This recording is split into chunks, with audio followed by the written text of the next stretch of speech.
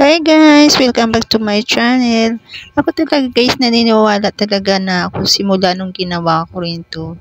Every New Year. Dati kasi parang wala lang sa akin yung mga ganito. Kaya talaga dahil sa mga nagbablog din ng mga pampaswerte, every New Year, ayan ginagawa ko na guys. Every year talaga, ginagaya ko na. So ayan, wala namang mawawala eh.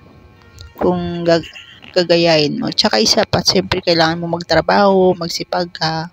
Tsaka kung may trabaho, kailangan mo rin talaga mag-ipon. Tsaka konting higpit sa pera pag alam mo namang ano yung sinasahod mo.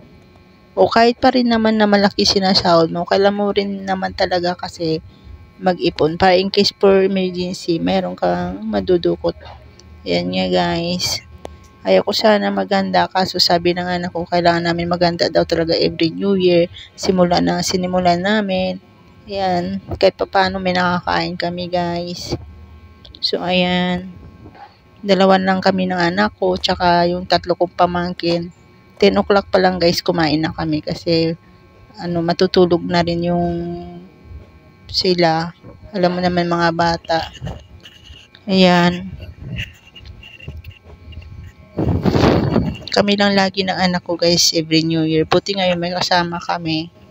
Mga pamangkin ko. Tsaka simula nung wala na yung asawa ko, kami lang talaga ng anak ko.